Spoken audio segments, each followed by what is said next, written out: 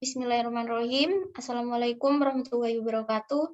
Salam sejahtera untuk kita semua. Selamat pagi Bapak dosen Yusron Rozaid dan teman-temanku semuanya.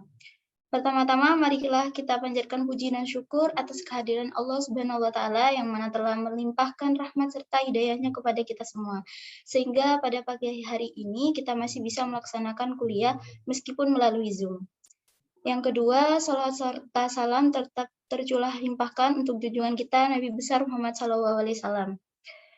Pertama-tama, di sini kami akan membahas materi mengenai statistika. Sebelumnya kami akan memperkenalkan dulu nama anggota kelompok kami.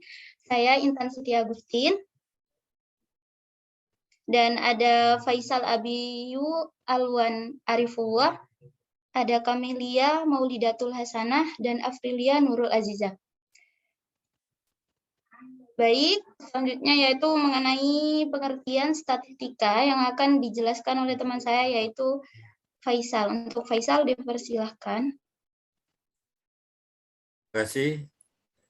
Saya akan menjelaskan pengertian statistika. Statistika adalah sebuah ilmu yang mempelajari bagaimana cara merencanakan, mengumpulkan, menganalisis, lalu menginterpretasikan, dan akhirnya mempresentasikan data. Singkatnya, statistika adalah ilmu yang bersangkutan dengan suatu data. Istilah statistika berbeda dengan statistik. Statistika pada umumnya bekerja dengan memakai data numerik, yang dimana adalah hasil cacahan maupun hasil pengukuran yang dilakukan dengan menggunakan data kategorik yang diklasifikasikan menurut sebuah kriteria tertentu. Statistika merupakan ilmu yang berkaitan dengan data. Statistik adalah data itu sendiri, informasinya atau hasil penerapan algoritma statistika pada suatu data tersebut. Sekian dari penjelasan dari saya. Terima kasih. Baik, terima kasih. Selanjutnya yaitu materi kedua mengenai manfaat statistika yang akan dijelaskan oleh Kamelia. Untuk Kamelia, dipersilakan. Baik, terima kasih. Di sini saya akan menyebutkan beberapa manfaat statistika. Yang pertama yaitu membantu mengobservasi dalam menggunakan sampel sehingga penelitian dapat bekerja secara efisien dengan hasil sesuai yang diinginkan dengan objek yang ingin diteliti. Yang kedua, membantu observasi untuk membaca data yang telah terkumpul sehingga penelitian dapat mengambil keputusan yang tepat. Yang ketiga, membantu meneliti untuk melihat data, setidaknya perbedaan di antara kelompok yang satu dengan kelompok yang lainnya atas objek observasi yang diteliti. Keempat, membantu penelitian untuk melihat bahwa ada atau tidaknya hubungan antara variabel yang satu dengan variabel yang lainnya yang saling berkaitan. Yang kelima, membantu penelitian dalam membuat prediksi untuk waktu yang akan datang di masa depan. Yang selanjutnya ada manfaat statistika dalam kehidupan sehari-hari. Untuk yang pertama, bagi ibu-ibu rumah tangga, mungkin tanpa sadar mereka telah menerapkan ilmu statistika dalam membelanjakan uang untuk kebutuhan bulanan keluarganya yang sering melakukan perhitungan untung rugi. Berapa jumlah uang yang harus dikeluarkan setiap bulannya untuk berbelanja, membayar listrik, dan lain-lain. Kedua, sebagai mahasiswa statistika, dipelajari secara formal sebenarnya sudah menggunakan dalam perhitungan indeks prestasi yang tercapai. Yang ketiga, dalam dunia bisnis, para pengusaha sering menerapkan statistika untuk memperoleh keuntungan yang dicapai seperti kesempatan untuk menanamkan saham.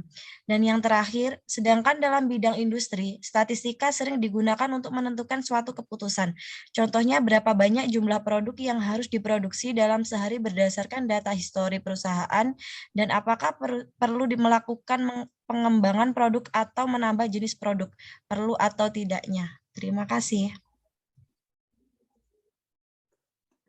Baik, terima kasih. Selanjutnya yaitu fungsi statistika yang akan dijelaskan oleh Afrilia. Untuk Afrilia, dipersilakan.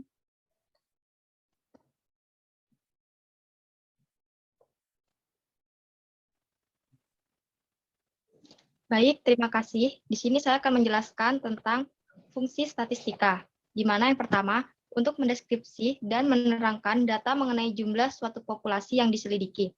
Yang kedua, untuk menentukan jumlah untuk dipahami. Yang ketiga, untuk penetapan dan penerapan sebuah kondisi bagaimana suatu hipotesis dapat digunakan atau membantu melakukan sesuatu. Yang keempat, untuk sebagai alat yang menyediakan suatu estimasi atau model tentang nilai yang tidak atau belum diketahui berdasarkan data yang diselidiki.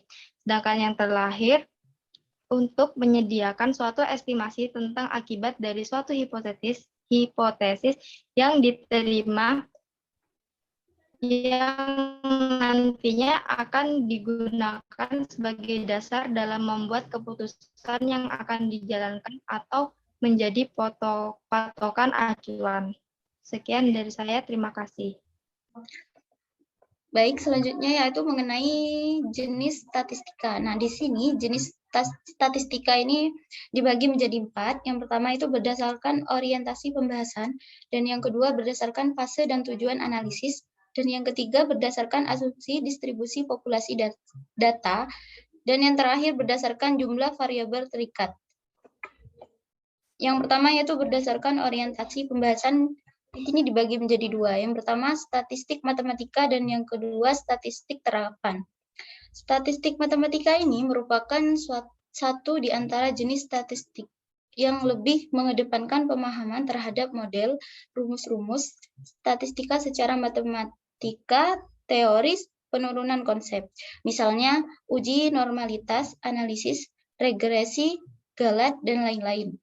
Sedangkan statistik terapan ini yaitu merupakan satu di antara jenis statistik yang lebih mengedepankan pada satu pemahaman konsep, teknik statistika, serta penerapannya dalam disiplin ilmu tertentu.